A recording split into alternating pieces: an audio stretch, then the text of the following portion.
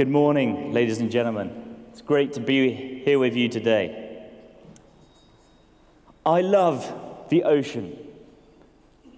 I make an unusual living messing about in boats. I'm the only person to have rowed from America to England solo across the North Atlantic in 124 days. I rowed from Australia to New Zealand across the Tasman Sea in 96 days alone.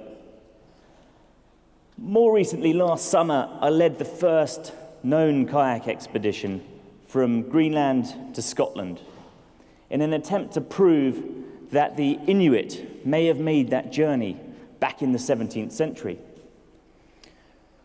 But late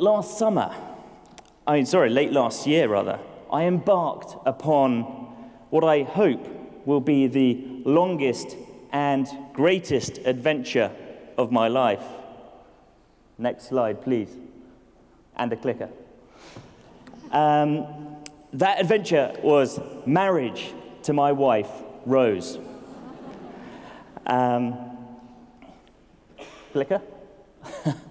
Marriage to my wife, Rose, and that life-changing event gave me serious pause for thought. Growing up, I'd been hell-bent on adventure. Growing up, I was hell-bent on adventure. Growing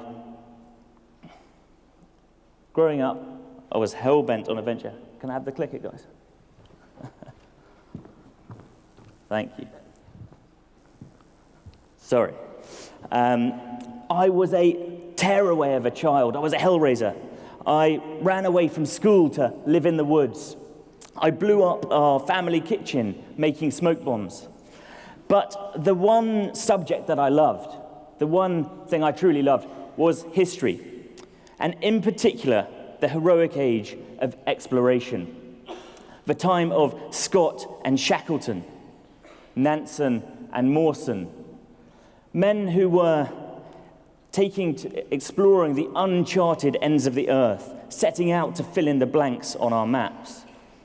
These were men of vision and daring, setting out into the unknown for years at a stretch, for exploration, science, and simple curiosity. When I was 13, my father cut this article out of the Times newspaper. It was about a man named Peter Bird. He'd lost his life rowing solo across the North Pacific Ocean. This was the first time I'd ever heard about ocean rowing, and immediately I was hooked. I read everything I could find on the subject, and very quickly, my focus in life, my sole focus, my obsession from the age of 13 became about rowing a new route alone across the North Atlantic to follow in the wake of my hero, the late Peter Bird. 10 years later, age 23, I finally achieved that dream. I've now been taking on high-risk adventures and expeditions for over 15 years.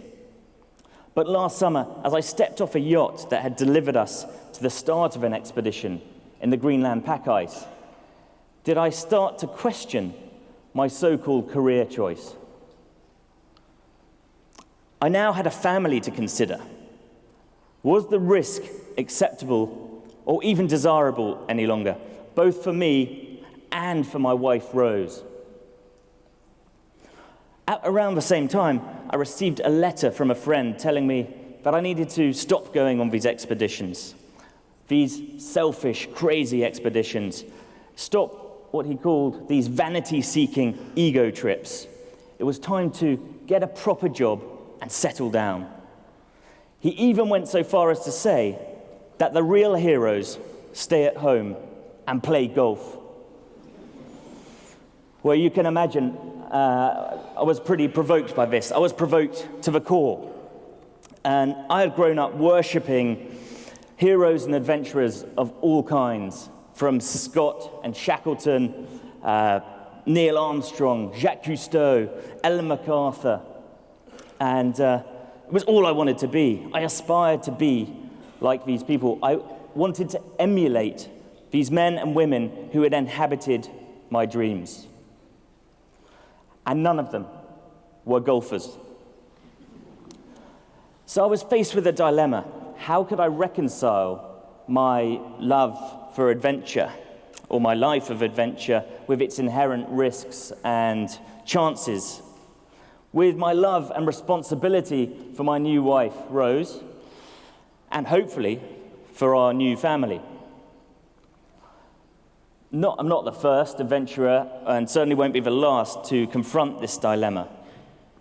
So I looked to the past, and not to those adventurers who had died in bed of old age, or even to those who had perished in pursuit of their dreams, but to those who had been left behind, the parents, widows, and children.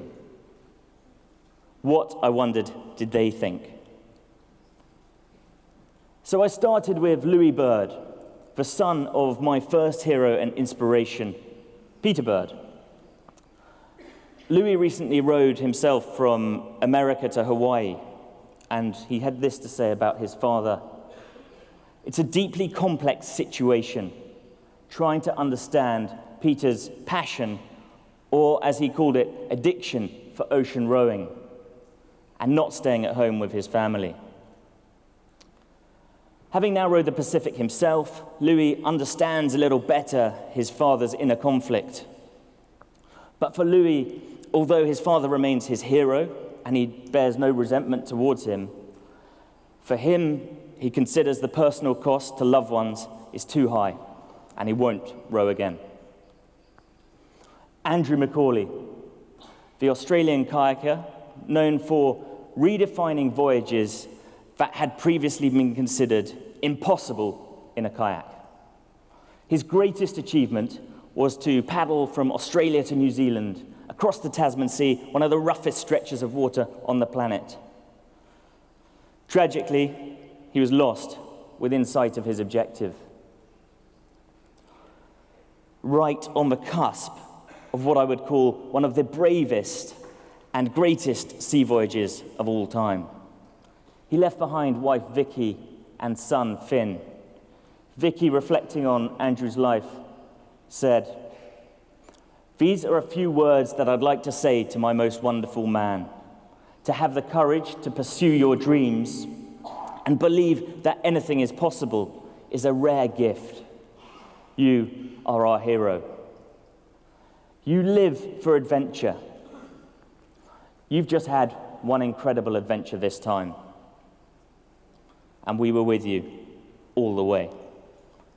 And you have taught me how to live." Their son, Finlay, is now 13, and already he has trekked in India, Nepal, and Switzerland. He's already planning to climb the Matterhorn. He recently gave a speech where he won the competition for his talk on the importance of explorers and adventurers in the modern age. He is very, very proud of his dad. Henry Worsley was a soldier, artist, needlework expert, and a polar explorer. He lost his life skiing alone across Antarctica. I met with his son, Max. Of course, he is devastated to have lost his father, and he longs to have spent more time with him, but he harbors no sense of bitterness.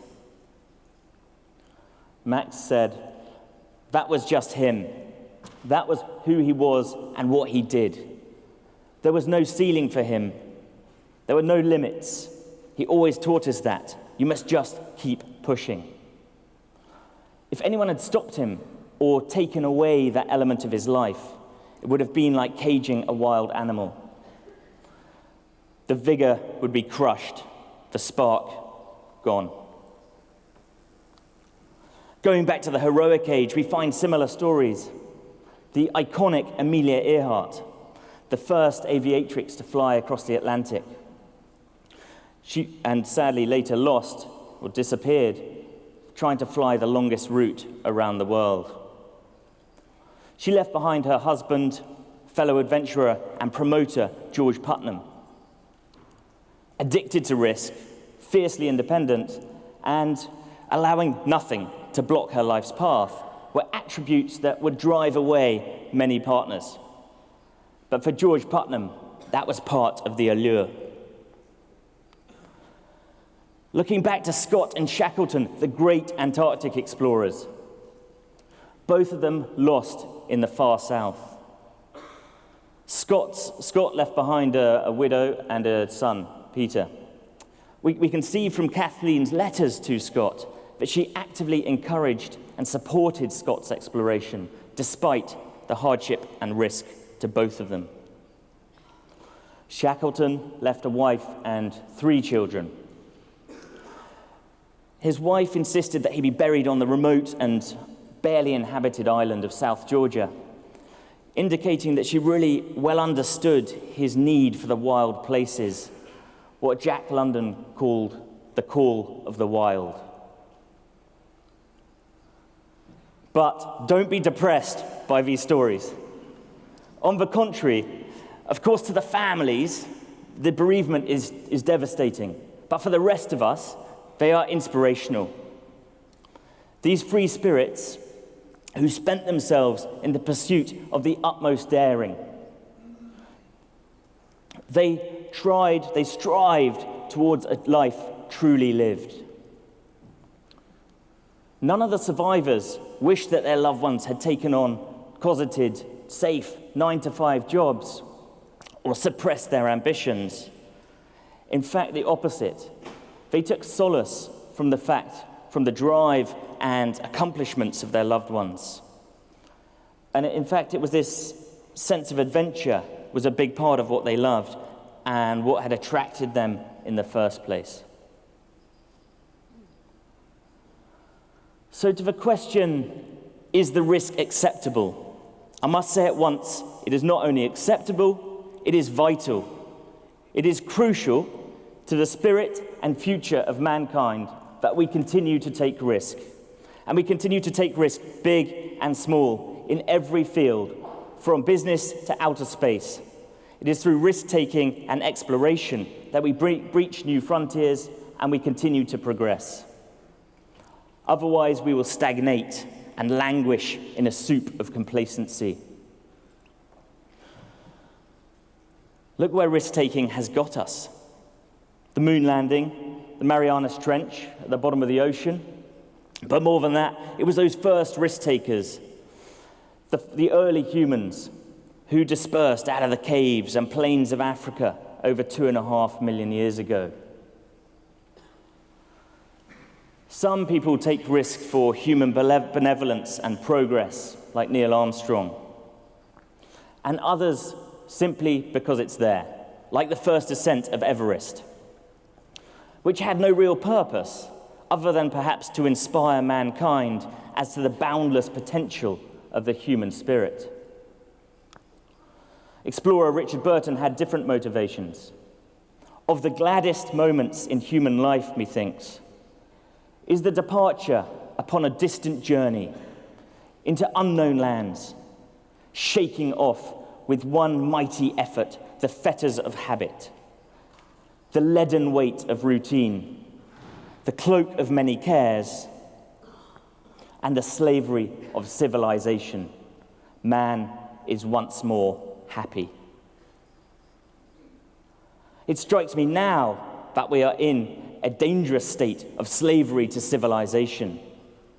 Complacency is seeping in. We have advanced technologically so quickly that we feel we've arrived. We're ahead of the game.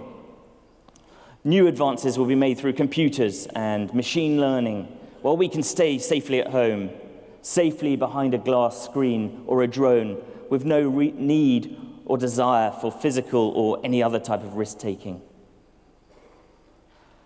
Yet, risk-taking is innate in all of us. Some more than others, of course. And risk and adventure mean different things to different people.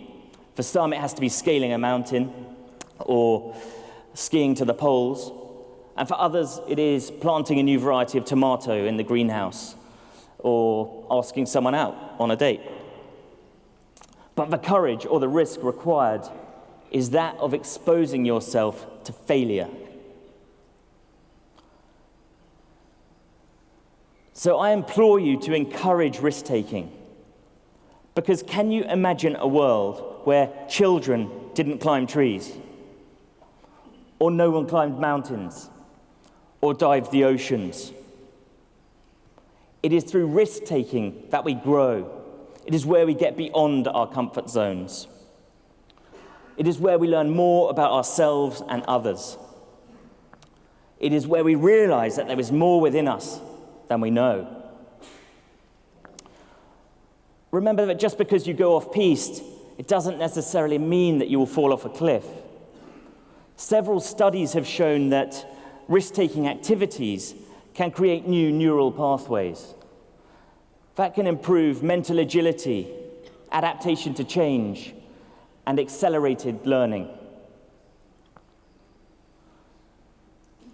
Life is short, only 75 years. And for 50 of those, most of you will be asleep, and some of you will be staring at screens. So time is running out. You need to use it well. Take more risk, because a little risk is good for you. Oscar Wilde said, "To live is the rarest thing in the world. Most people exist. That is all."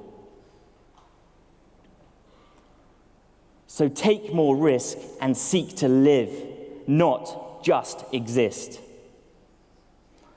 Take more risk and you will reap the reward.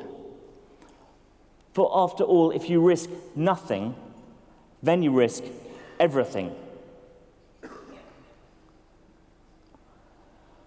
It is only those who risk going too far that can possibly find out how far one can go. Thank you very much.